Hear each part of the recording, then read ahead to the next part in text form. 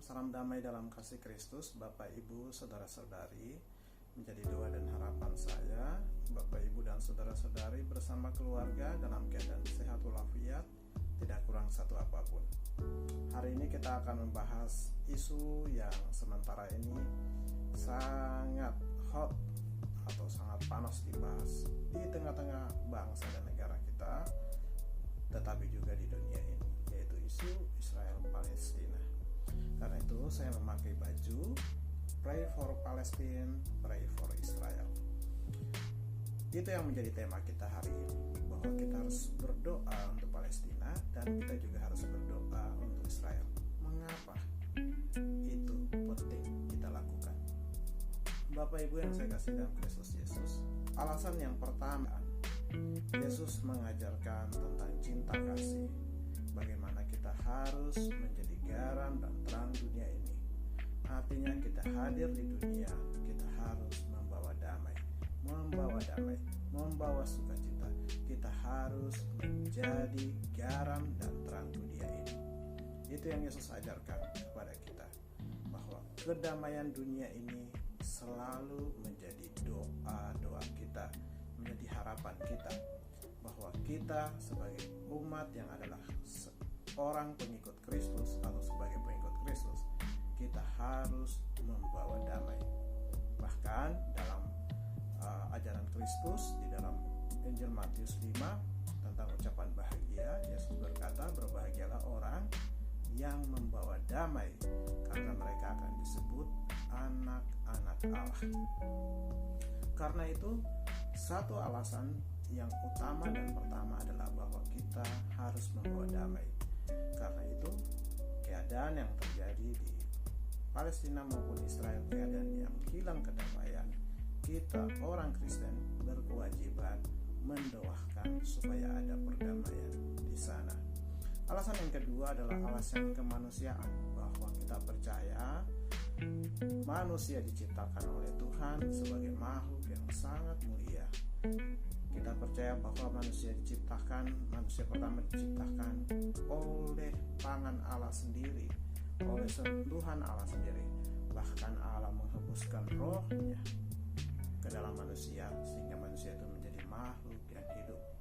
Dan manusia dikaruniai pengetahuan, pikiran yang tidak dimiliki oleh makhluk-makhluk yang lainnya, bahwa kita adalah makhluk yang sangat mulia. Bahkan dalam kitab Mazmur mengatakan bahwa siapakah manusia sehingga engkau menjadikan hampir sama seperti engkau.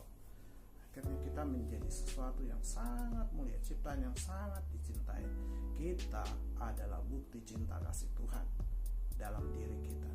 Karena itu, nyawa atau hidup manusia itu sangat berharga. Dalam 10 hukum Tuhan, Tuhan juga mengajarkan kepada kita untuk jangan membunuh. Artinya kita tidak boleh menghilangkan nyawa manusia dengan alasan apapun, karena hanya Tuhan saja yang berkehendak atas nyawa manusia. Karena itu satu nyawa manusia itu sangat berharga. Karena itu untuk alasan kemanusiaan, seperti halnya kata manusia, kemanusiaan berasal dari kata dasarnya yaitu manusia. Artinya manusia, seorang manusia itu menjadi ukuran dari sebuah tindakan kemanusiaan. Jadi kalau orang yang melanggar kemanusiaan berarti orang yang tidak menghargai manusia, bahkan sampai membunuh, menyiksa dan sebagainya, itu adalah melanggar kemanusiaan. Baik Palestina maupun Israel terjadi hal yang melanggar kemanusiaan karena ada korban jiwa di sana. Akibat perang yang membara, ada nyawa manusia yang hilang.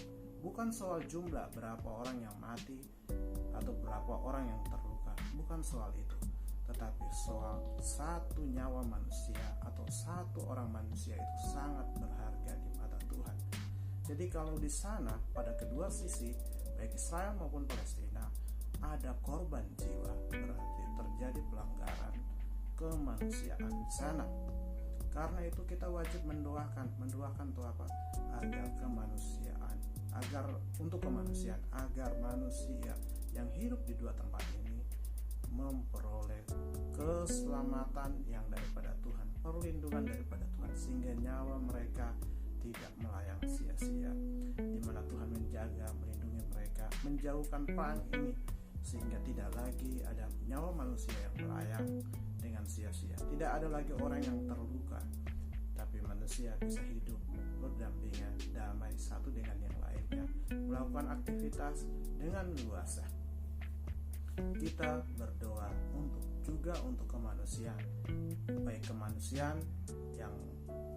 kemanusiaan untuk manusia Palestina, baik kemanusiaan untuk manusia Israel, karena Tuhan menghendaki hal itu.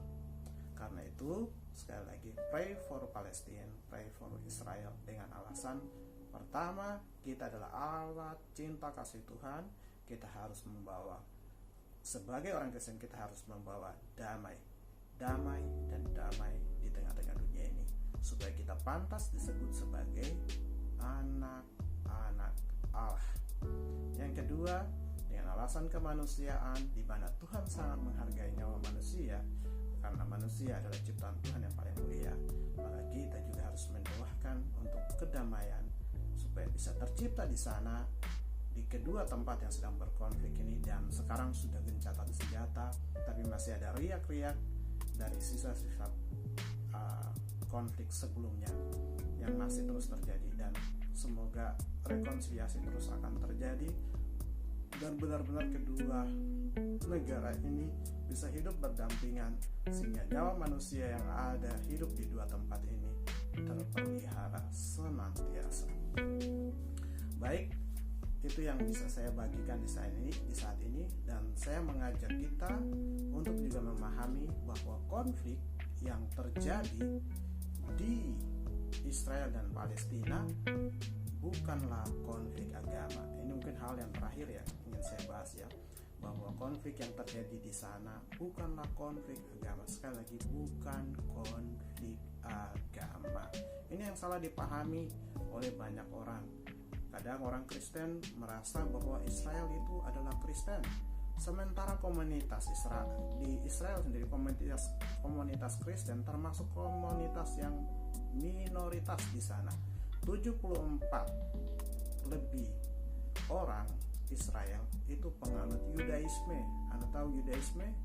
Orang Yahudi yang kita sebut berulang-ulang kali disebut dalam Alkitab pada zaman Yesus. Mereka penganut Yudaisme, percaya akan Allah yang esa, yaitu Yahweh. Sementara mereka pada saat iman mereka kepada Yahweh itu, mereka menolak Kristus yang kita percaya di dalam orang Kristen sebagai Tuhan. Mereka sangat menolak, mereka tidak percaya akan Kristus. Mereka hanya percaya kepada Yahweh, yaitu Allah yang esa, Allah yang hidup. Sementara kekristenan itu menjadi minoritas. Kita cuma 2% di sana jumlahnya di Israel. Komunitas Islam atau Muslim ada sekitar 15%. Orang Druze ada sekitar 1%, dan ada penganut agama lain.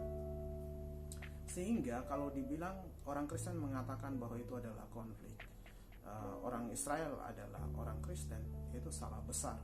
Karena Israel tidak ada, memang ada orang Kristen di sana, tapi jumlahnya sangat minoritas. Anda kalau hidup di Israel, Anda adalah, kekristenan adalah minoritas di sana. Tetapi Yudaisme adalah agama mayoritas di sana.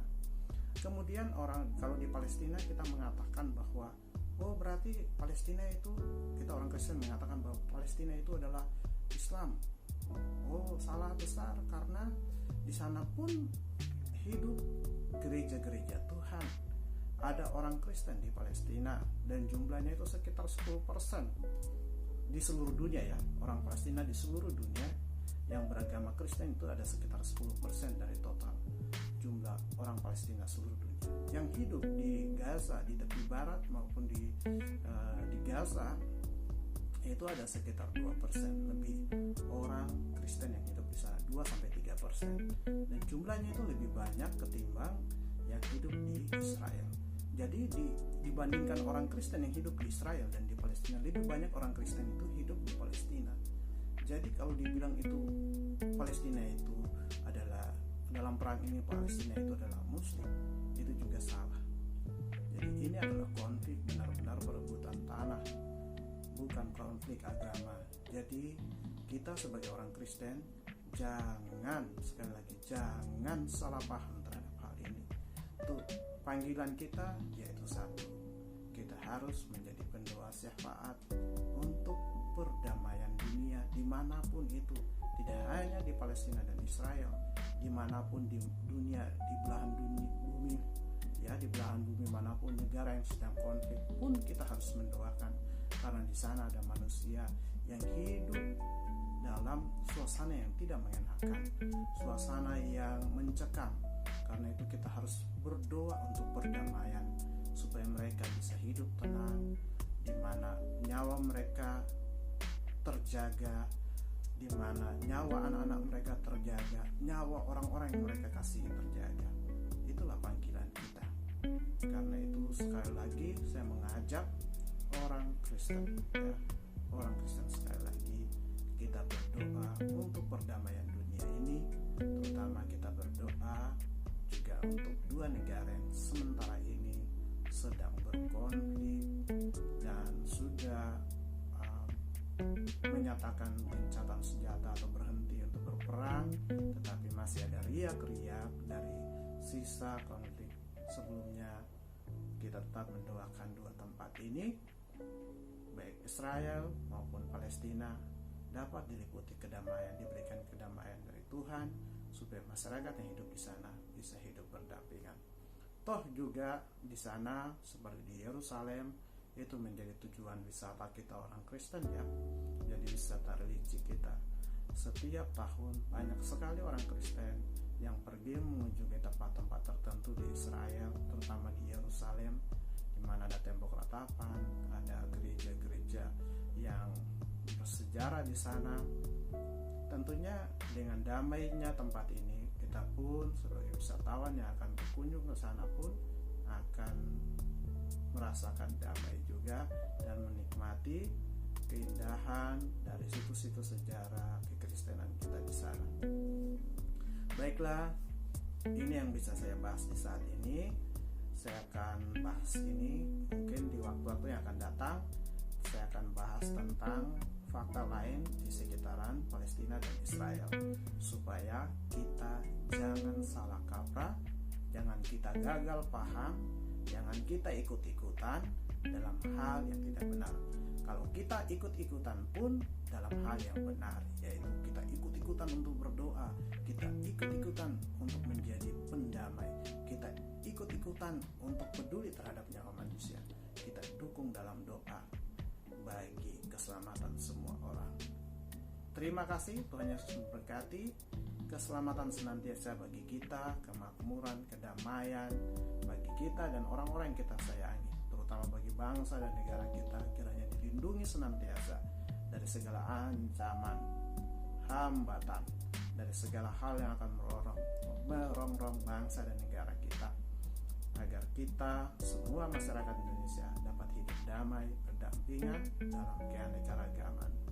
Tuhan Yesus memberkati. Terpuji nama Yesus selama-lamanya. Amin.